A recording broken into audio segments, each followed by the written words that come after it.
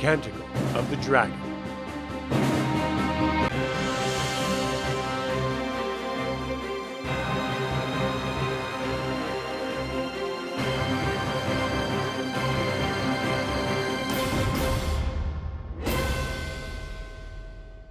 Out of the darkness of dragons, out of our cries for light, in the blank face of the black moon soaring, a banked light flared in Solamnia, a knight of truth and of power, who called down the gods themselves, and forged the mighty dragonlance, piercing the soul of dragonkind, driving the shades of their wings from the brightening shores of Krynn.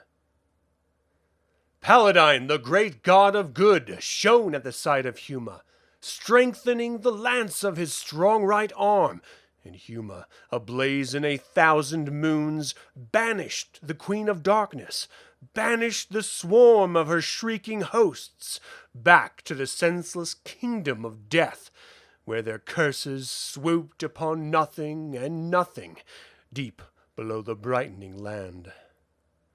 Thus ended in thunder the age of dreams, and began the age of might, when Istar, kingdom of light and truth, arose in the east, where minarets of white and gold spired to the sun and to the sun's glory, announcing the passing of evil, and Istar, who mothered and cradled the long summers of good, shone like a meteor in the white skies of the just.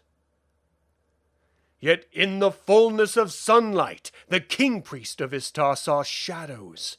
At night, he saw the trees as things with daggers, the streams blackened and thickened under the silent moon. He searched books for the paths of Huma, for scrolls, signs, and spells, so that he, too, might summon the gods, might find their aid in his holy aims, might purge the world of sin. Then came the time of dark and death, as the gods turned from the world. A mountain of fire crashed like a comet through Istar. The city split like a skull in the flames. Mountains burst from once fertile valleys. Seas poured into the graves of mountains.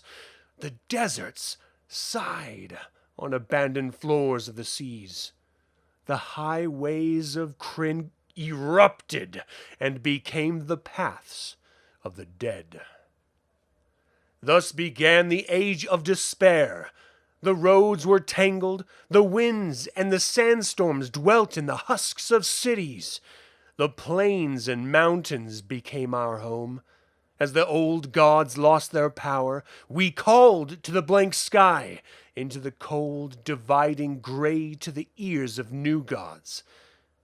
The sky is calm, silent, unmoving. We had yet to hear their answer.